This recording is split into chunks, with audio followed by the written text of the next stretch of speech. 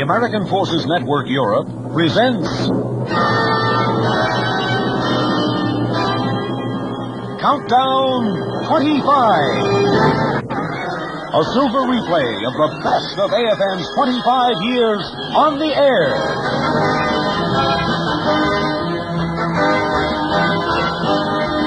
Good evening, ladies and gentlemen, and welcome to Countdown 25, a special series devoted to recalling the sounds of the past quarter century. The sounds of music, the sounds of comedy, the sounds of drama and of history. The sounds broadcast to Europe by AFN Europe these past 25 years.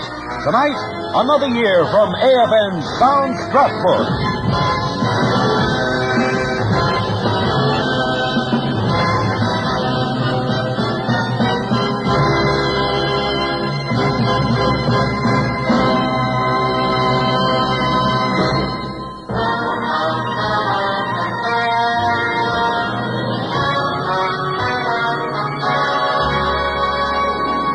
This evening, we recall the year that began for AFN on July 4th, 1958. And this is Operation AFN.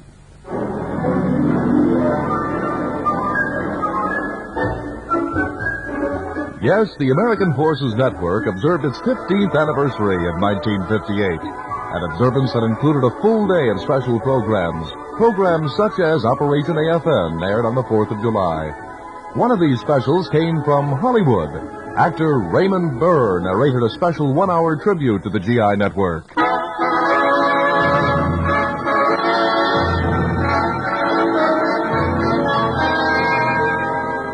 From the Armed Forces Radio and Television Service in Hollywood, a special salute to the American Forces Network on its 15th anniversary.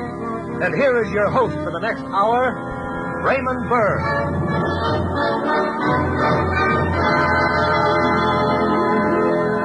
Greetings to everyone with the AFN. May I add my sincerest congratulations? You know, it's like Old Home Week being host of this anniversary program since, if memory serves me correctly, I acted in the same capacity for both the 5th and the 10th anniversaries of AFN. And it's beginning to look as though I'm a 5-year man. But on with the show.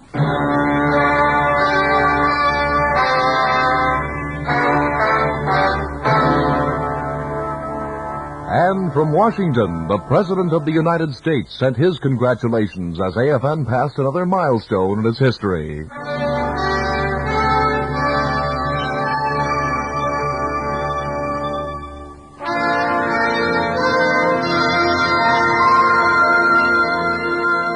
This year, the American Forces Network is 15 years old. My congratulations on the splendid job you have done and on the good work which I know you will continue. These greetings are not merely personal. They are from the American people who know your record of achievement. The network first went on the air from a London basement on Independence Day in 1943. From those war days until the present, its mission has never changed. Through the years, it has kept servicemen and women overseas informed of their homeland. It has served them both as defenders of freedom, wherever freedom may be threatened, and as devoted citizens and American representatives abroad.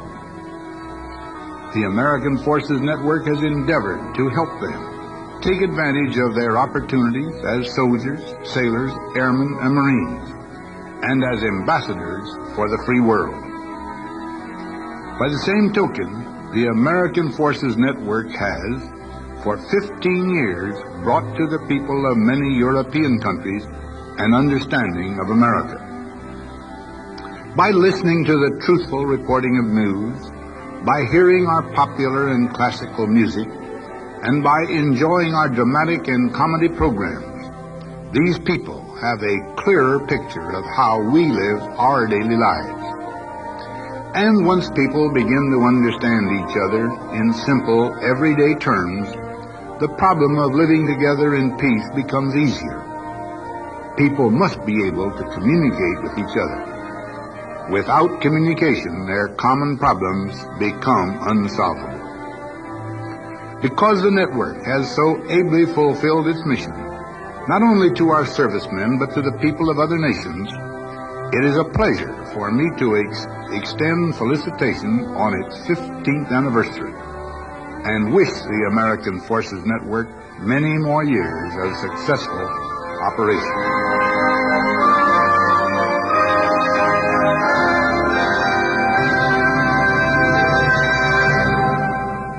Another man who occupied the highest office in the United States also was heard on AFN on July 4th, 1958. His words were sounded at the Brussels World's Fair, from which AFN did the first live broadcast of any broadcasting organization. Live and direct from the United States Pavilion at the Brussels World's Fair, it's your holiday open house.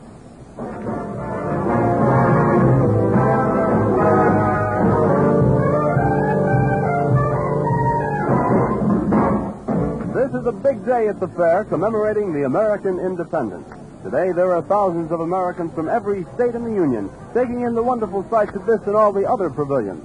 This is Specialist Jack Friel, who will be here for the next 2 hours with the first live and direct music program to originate from the Brussels World's Fair.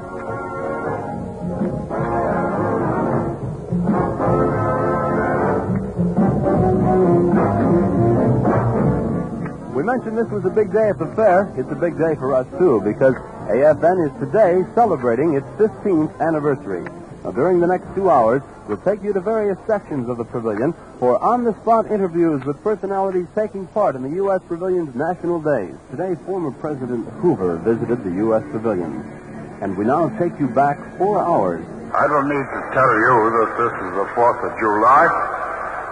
And that it has been set aside as a special day at the exposition in honor of the United States.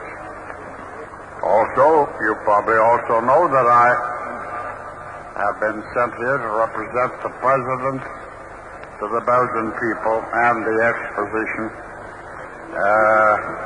as a tribute to the magnificent job which the Belgians have done in the exposition.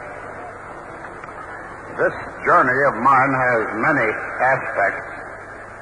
I have been in Belgium probably 30 or 40 times in my lifetime, but practically every time it was when Belgium was in trouble. And it's a happier time to come now when not only have they been able to restore the whole of Belgium life from the most terrible period of destruction, but also to show their enterprise in the world by creating an exposition like this. And I am proud of the showing that we're making from the United States in this exposition. We've had some criticism in the American papers about the exhibits, but I would remind you that being a federal officer for some 12 years and 14 years, it happened that all expositions during that period came under my immediate direction. And I have gone through this experience a great many times by way of watching what happens when the exhibits are built up, either as a whole or as an American representation. So that I might tell you that as a whole, this exposition is outstanding in the whole history of the world. Thank you.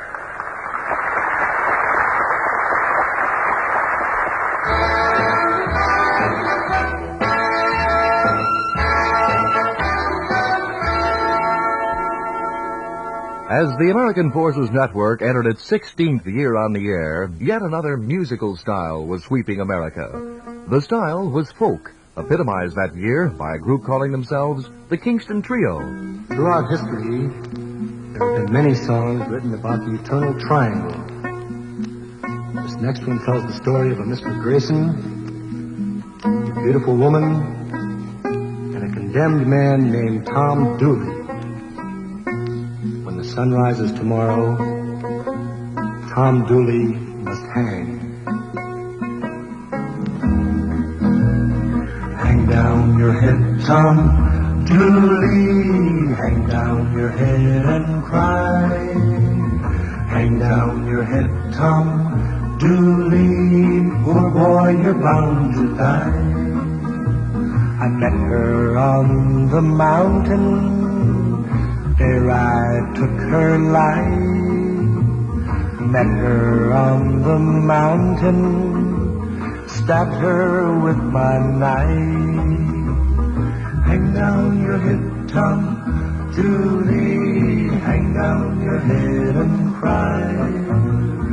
Hang down your head, Tom Dooley, poor boy, you're bound to die. This time tomorrow, reckon where I'll be, down in some lonesome valley, hanging from a white oak tree. Hang down your head, Tom Dooley, hang down your head and cry. Hang down your head, Tom Dooley, poor boy, you're bound to die. Around now, boy, hang down your head, Tom Dooley, hang down your head and cry. Hang down your head, Tom Dooley, poor boy, you're bound to die. Poor boy, you're bound to die. Poor boy, you're bound to die. Poor boy, you're bound to die. One of the most popular comedy shows during AFN's 16th year on the air was the long-running favorite, My Friend Irma, created by Cy Howard, transcribed from Hollywood and starring Marie Wilson as Irma and Kathy Lewis as Jane.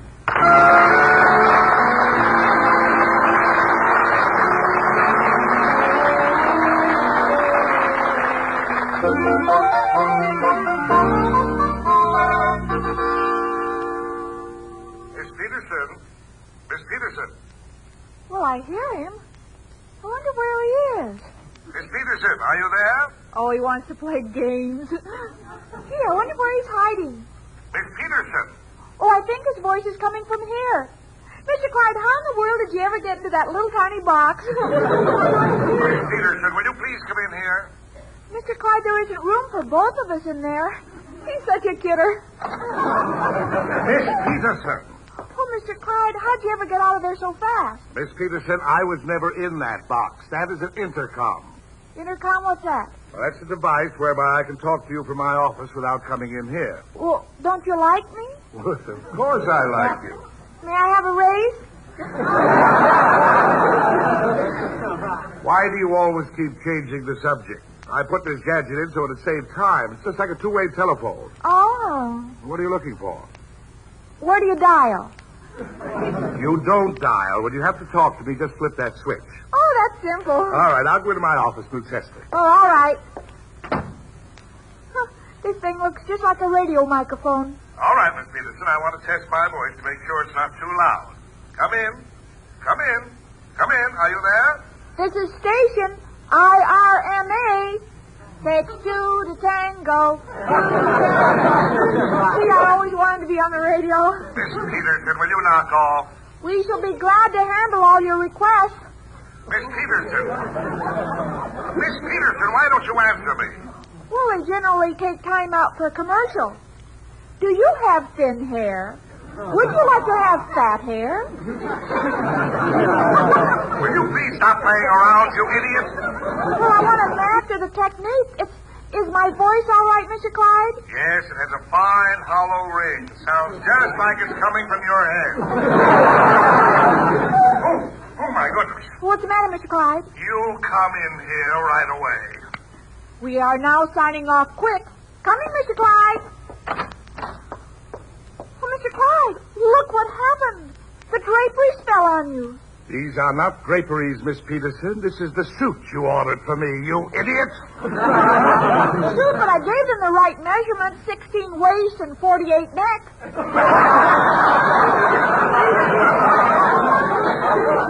That's 48 neck. No, it isn't. It's 48 waist and 16. That's 48 waist and 16 neck.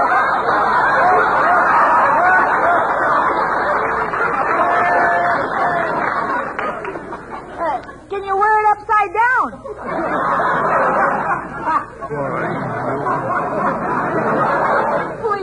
Clyde, I'm sorry. But I'm sure you'll find consolation just thinking of the brilliant things I've done. Brilliant? Sure. Remember when you said how expensive onion skin paper was getting? Yes. Well, look in the closet. I'm too weak. You tell me what's in the closet. 2 bushels of onions. From now on, we can make our own skin. I want to die. I just want to lie down quietly and die. Where are you going, Mr. Clyde? I'm going to Grant's tomb and ask him if he wants to swap places. He's such a neurotic. I better test this thing again. Hello? Hello? Hello? Hello, Irma. Gee, that thing is powerful. I picked up Jane at our apartment house. Can you hear me plainly, Jane? Very. Where are you? Right in back of you. Jane, what are you doing here? I just came from an interview with another investment house. I thought I'd change jobs. But why? Oh, gosh, Cook, it pays so much more, and I'm not getting anywhere with Richard. The feeling is mutual. I think I ought to change jobs, too. You stay right here, Irma Peterson. No, Mr. Clyde doesn't appreciate me at all, and I can't understand it. Gee, neither can I. The cute things you dream up for him, like tying a rope to your typewriter carriage so when you type late in the afternoon, every time you turn the roller, it pulls up the Venetian blind. Well, that's just one of them. Yeah, and keeping his jacket in the water cooler so the carnation would stay fresh. Golly, even Luther Burbank wouldn't have thought of that. Mr. Clyde's just ungrateful. Irma, don't quit. I beg you, don't quit. Well, if you can look for something better, why can't I? Am I stupid? Well, let's put it this way. You don't grasp things so quickly. Remember last summer when you took a job selling frozen custard?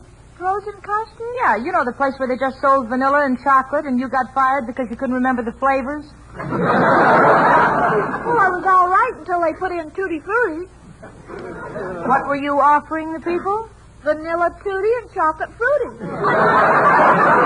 Yeah, well, Irma, honey, don't look for another job. You found a home. Stay here. Yes, but Jane... Cookie, what is that thing in the middle of your body? My stomach? That's right. And what goes into the stomach? Food? Let's not break up this happy arrangement.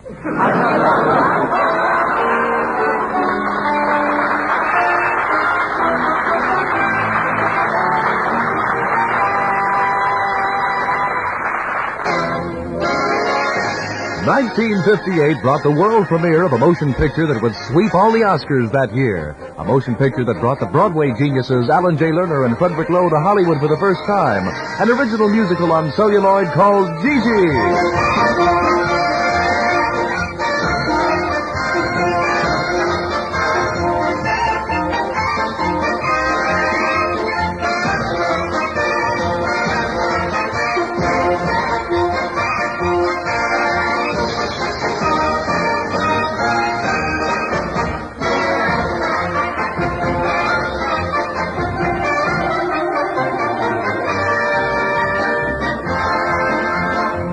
At 9. We met at 8. I was on time. No, you were late. Ah, yes? I remember it well. We dined with friends. We dined alone. A tenor sang. A baritone. Ah, yes. I remember it well. Poor boy. Poor boy. Downhearted and depressed and in a spin. Poor boy. Poor boy. Oh, youth can really do a fellow in. How lovely to sit here in the shade with none of the woes of man and maid. I'm glad I'm not young anymore. The rivals that don't exist at all, the feeling you're only 2 feet tall. I'm glad that I'm not young anymore. She's a babe. Just a babe. Still cavorting in a crib, eating breakfast with a bib, with her baby teeth and all her baby curls. She's a tot. Just a thought. Good for bouncing on your knee. I am positive that she doesn't even know that boys aren't girls. She's a snip. Just a snip. Making dreadful baby noise, having fun with all her toys. Just a chickadee who needs a mother hen. She's a cub, a papoose. You could never turn her loose. She's too infantile to take her from a pet.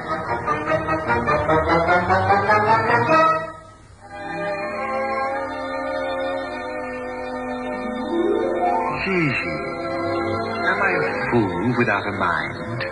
Or have I merely been too blind to realize? Oh, Gigi, why you've been growing up before my eyes. Gigi, you're not at all that funny, awkward little girl I knew. Oh, no, overnight there's been a breathless change in you. Like heaven for little girls. For little girls get bigger every day. Like heaven for little girls. They grow up in the most delightful way. Those little eyes so helpless and appealing. One day will flash and send you crashing through the ceiling. Thank heaven for little girls. Thank heaven for all, no matter where, no matter who. It's often what would little boys do. Thank heaven. Thank heaven. Thank heaven. Thank heaven. Thank heaven for little.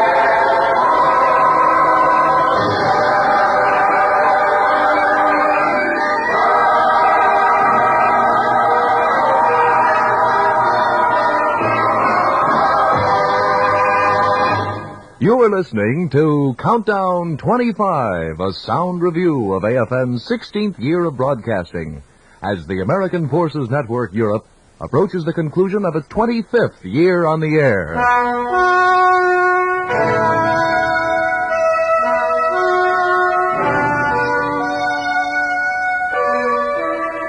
During AFN's 16th year of broadcasting, one of the major focal points for news in the world remained Germany, where the conflict between East and West continued to play itself out with import and with a familiar cast. In one of the leading roles, the U.S. Secretary of State, John Foster Dulles. In 1958, Dulles paid another trip to Germany. Neither the AFN newsman that covered the event, or anyone else for that matter, could know that this would be Dulles' last trip. It seemed to President Eisenhower and to me that it would be useful for me at this time to have a exchange of views with the leading governmental personalities in England and in Paris and in Bonn and with Mr. Spock of NATO to discuss the developments as we see them of the Berlin and German situation. These talks are designed to exchange views in the face of the important decisions that we may have to take. And it's useful to have these talks while we are in a formative stage of our thinking. We're not making decisions, but we are trying to be sure that our ideas develop along parallel lines.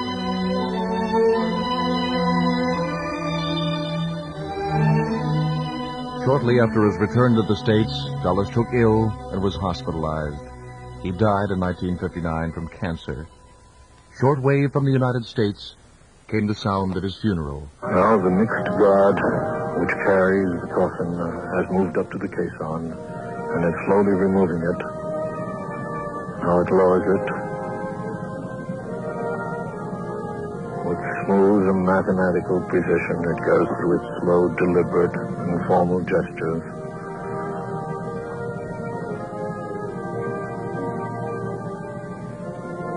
And still the troops stand, present arms. preceded by the national colors and the color guard and the clergy. The body of John Foster Dulles in a flag-draped coffin goes on what is truly the last steps of the last journey.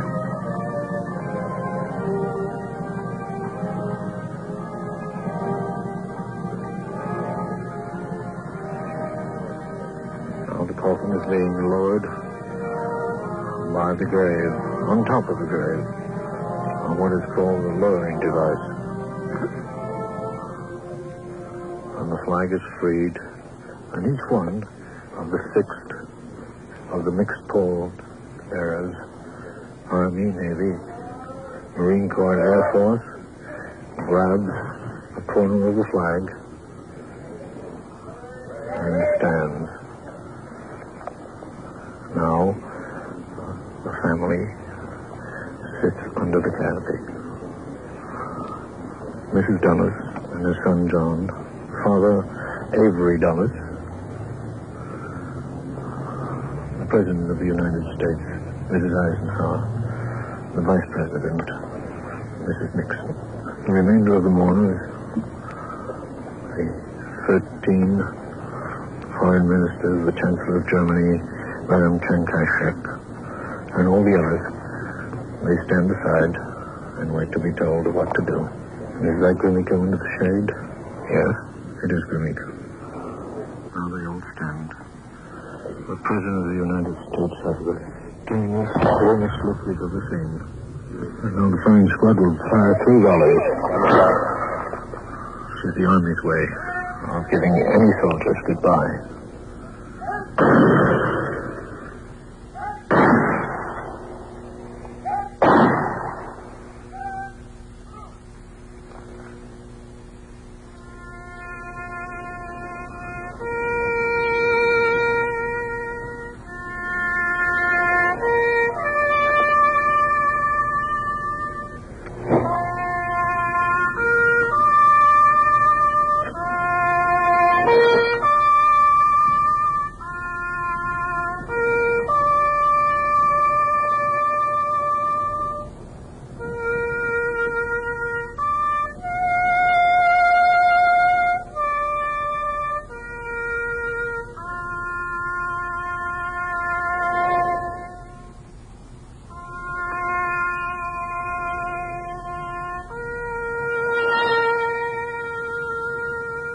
Another famous world figure died during AFN's 16th year. Pope Pius XII succumbed on the 9th of October in 1958. The city of Rome is in official mourning today for the death of Pope Pius XII, just 3 days after he suffered a cerebral stroke from which he never recovered. Death came at 3:52 a.m. this morning, and the news was broadcast to the world over Vatican Radio just 4 minutes later. Within hours, black-bordered death notices appeared on walls throughout the city announcing his passing. Churches are draped in black. The Vatican and Italian flags fly at half-mast. Here in Germany, the AFN News team prepared and aired a special tribute to the late pontiff. At this time, ladies and gentlemen, the American Forces Network presents a program dedicated to the memory of His Holiness, Pope Pius XII.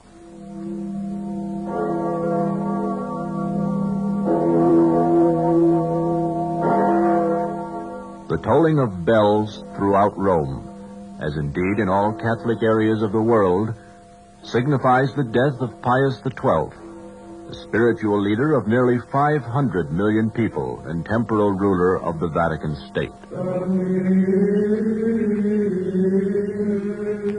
As we look back over the long years of the life of Pope Pius XII, we recall many impressions of this man, born in the city of Rome, who became the spiritual leader of some 400 million Catholics here on earth. Although his title as successor to Peter goes back through the centuries, he lived in the turbulent present, a time of world-shaking news events.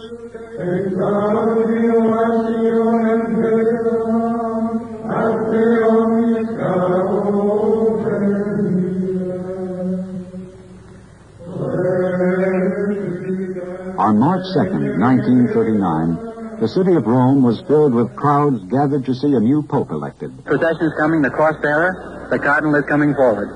There's the clapping as the Cardinal approaches. There's the cross at the head of it. Now, he is approaching the microphone. The Cardinal is standing at the microphone. I mean, a minute's time now, you will have the name of the new Holy Father. Annuncia vobis Gaudium Magnum. Habemus Papam.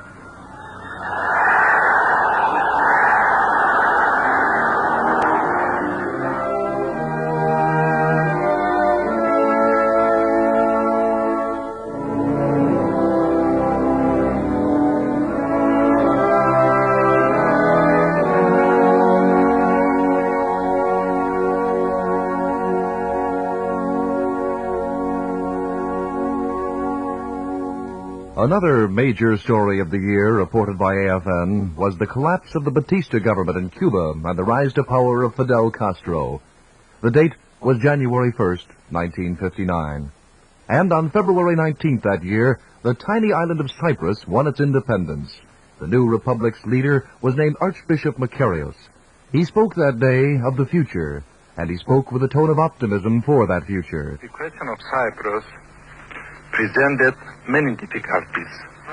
All parties concerned, however, showed mutual understanding in their effort to reach agreement. Thus, the positiveness of unity and cooperation prevailed over the negativeness of division and strife. This day, a new chapter opens up for the people of Cyprus, a period of peace and prosperity and freedom. The two communities in the island, working closely together within God's guidance, will, I have no doubt, be able to develop the welfare of the island to their common benefit.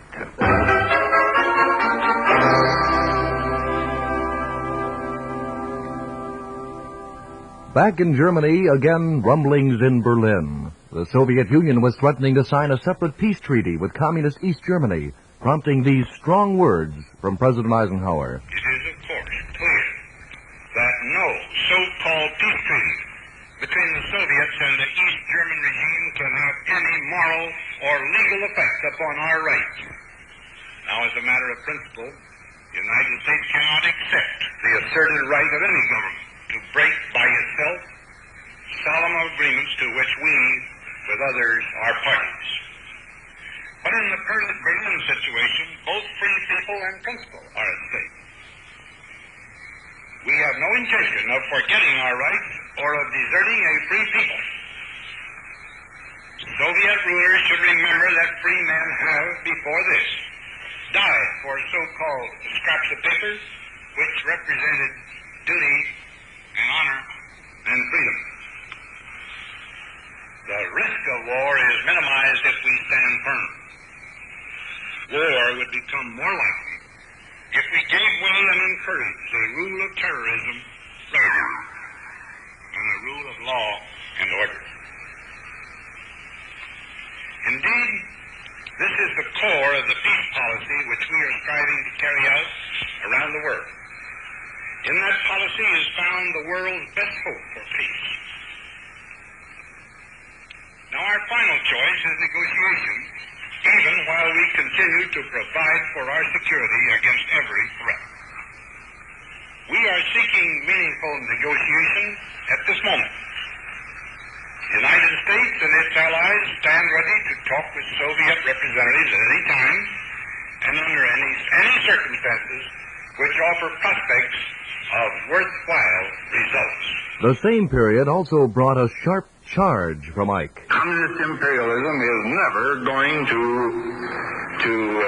decrease the pressure of its efforts to promote world revolution, to resulting into the communization of the world, and with Moscow at the head.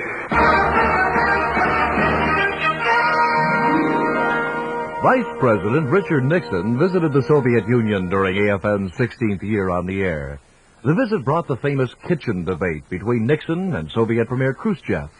It also brought a confrontation between a Soviet worker named Apenja and the Vice President. His final day in Russia, Nixon was allowed to speak on Soviet television. He spoke of his exchange with the worker. Kenney said, "I don't believe you when you say America is for peace." Nothing he could have said could have astonished or saddened me more.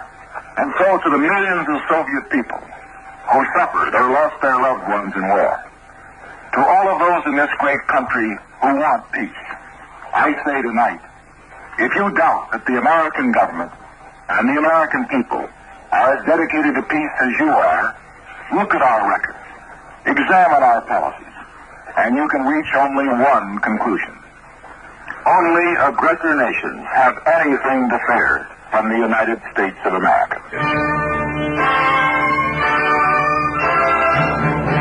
And so it went during AFN's 16th year on the air.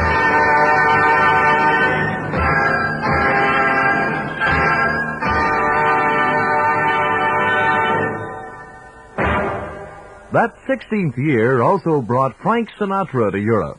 His main stop was Monte Carlo, where Frankie appeared at a benefit. The show was recorded and aired in its entirety over AFN. Here's Frankie now, as introduced by Noel Coward.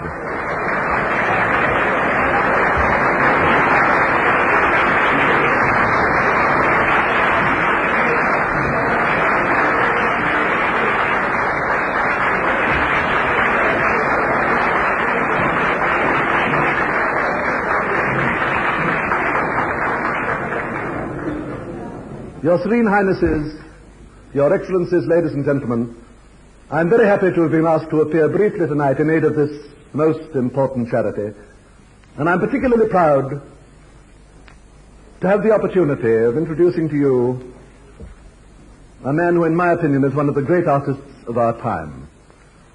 As an actor, his taste is impeccable, and in all the varied and different parts I've seen him play, I've never yet known him strike a false note. As a singer of songs, we all know he has brought happiness to millions of people all over the world. Not only because of his light, charming voice and his incomparable technique, but because when he sings from his heart. Vos Altesses, Sérénissime, Vos Excellences, Mesdames et Messieurs, j'ai l'honneur à vous présenter mon vieil ami, Frank Sinatra.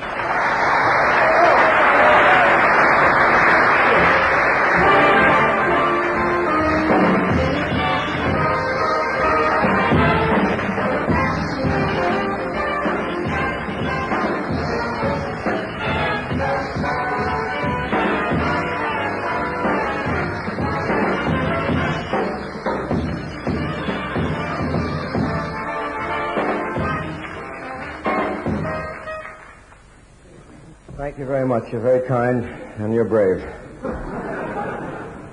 We have a wonderful request.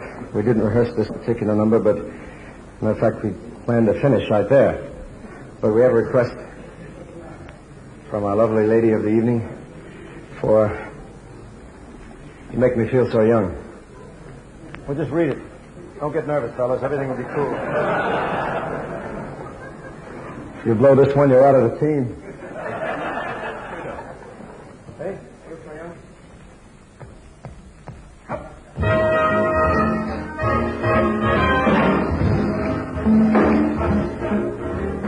You make me feel so young. You make me feel that spring has sprung.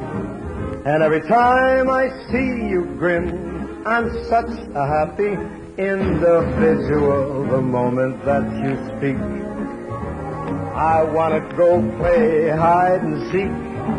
I want to go and bounce the moon just like a toy balloon. You and I, we're just like a couple of tots running across the meadow, picking up all those forget-me-nots, 'cause you make me feel so young. You make me feel there are songs to be sung, bells to be rung, and a wonderful fling to be flung. And even when I'm old and gray, I'm gonna feel just the same as I do today. 'Cause you make me feel so young. You make me young. You make me feel that spring is sprung. And every time I see you grin, I'm such a happy individual. The moment that you speak, I want to run and play hide and seek. I want to go and bounce the moon just like a toy balloon. You and I, we're just like a couple of tots running across the meadow, snatching up all those forget-me-nots. 'Cause you make me feel so young. You make me feel there are songs to be sung and the bells to be rung and a wonderful fling to be flung. And even when I'm old and gray, I'm gonna feel the way I do today.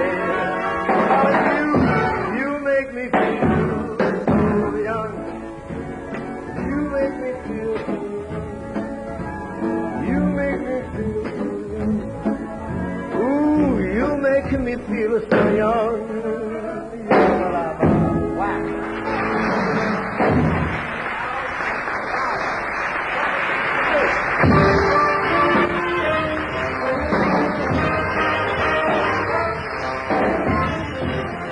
Another visitor to Europe in 1959 was Minnesota Senator Hubert Humphrey. I felt that it would possibly be fitting and appropriate to visit the city of West Berlin and to again reassure the people of this city, and in particular the mayor of this city, and may I say also the people who are in the Soviet sector that long for freedom, that the people of the United States are united, regardless of political party or persuasion, concerning the importance of the freedom of West Berlin.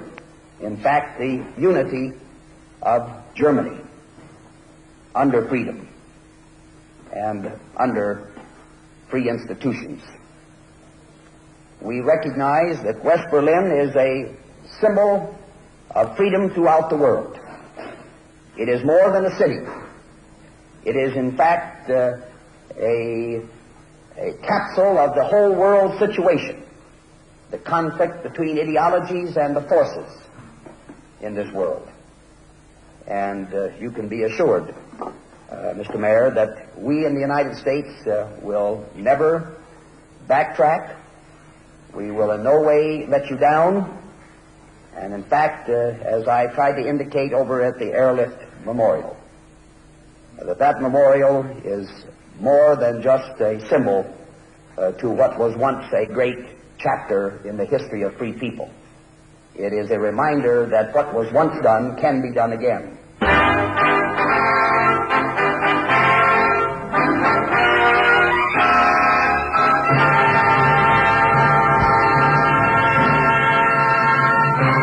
Also visiting Berlin in 1959 was singer Mario Lanza. It was shortly before his death when he spoke with AFN's Jim Anderson. Can you tell us first what exactly you're doing here? Well, Jim, we're, as you just see all around you, we're in the process of making a film titled For the First Time.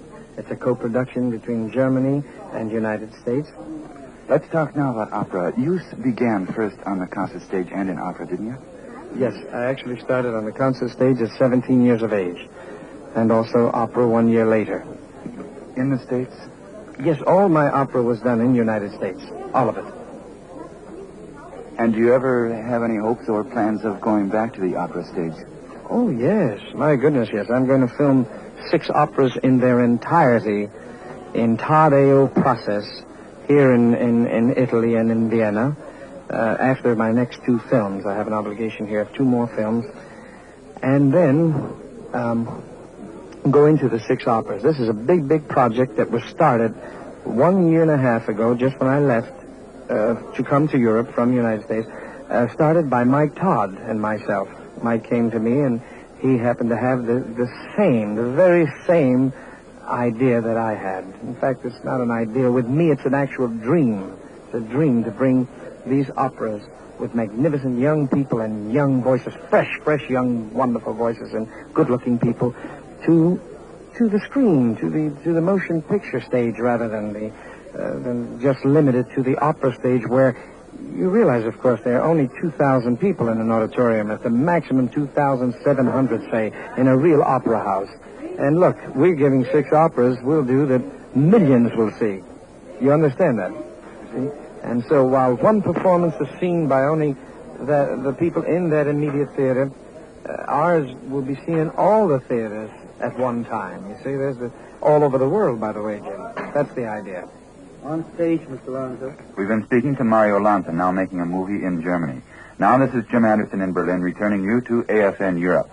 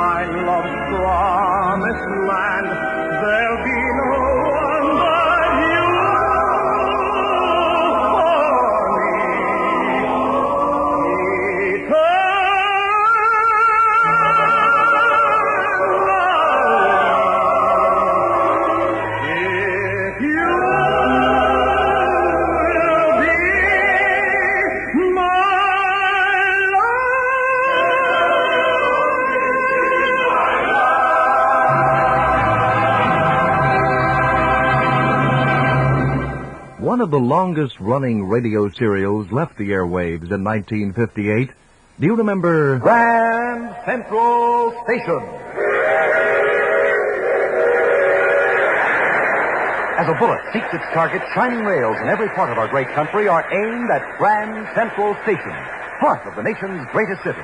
Drawn by the magnetic force of a fantastic metropolis, day and night freight trains rush toward the Hudson River, sweep down its eastern bank for 140 miles, flash briefly by the long red row of tenement houses south of 125th Street, dive with a roar into the 2.5-mile tunnel which burrows beneath the glitter and swank of Park Avenue. And then, Grand Central Station, crossroads of 1 million private lives, gigantic stage on which are played 1,000 dramas daily.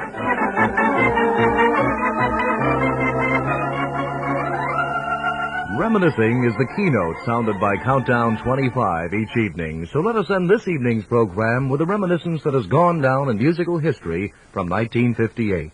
It's Ella Fitzgerald's famous 1958 concert in Berlin. AFN microphones were there, recording the concert, out of which came a song that was to sell 1 million for Ella. Thank you. Thank you, ladies and gentlemen. Thank you. We'd like to do something for you now. We haven't heard a girl sing it. And since it's so popular, we'd like to try and do it for you. We hope we remember all the words.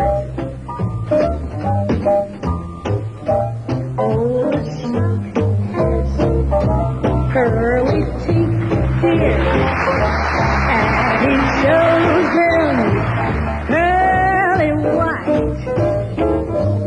Just a jackknife has my teeth, dear, and he keeps it out of sight. Oh, the shark bites with his teeth, dear.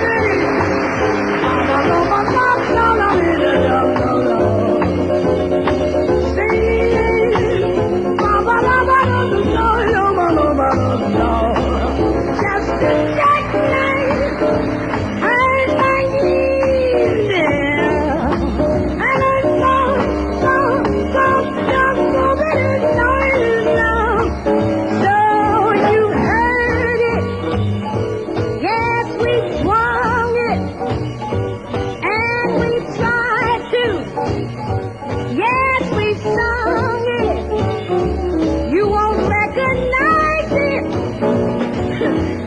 It's a surprise hit.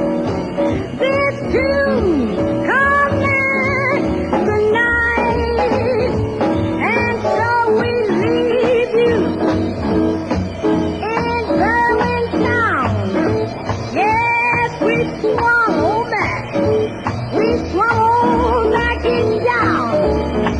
For the Darren fans and for the Louis Armstrong fans too. We told you, look out, look out, look out. Oh, Matty,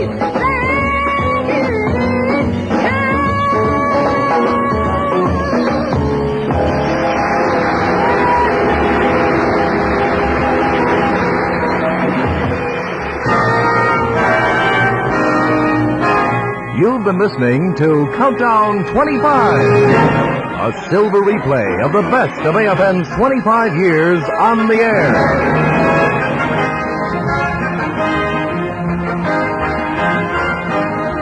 Tonight, AFN has brought you the sounds of its 16th year of broadcasting. The sounds that began emanating from AFN's transmitters on the 4th of July in 1958.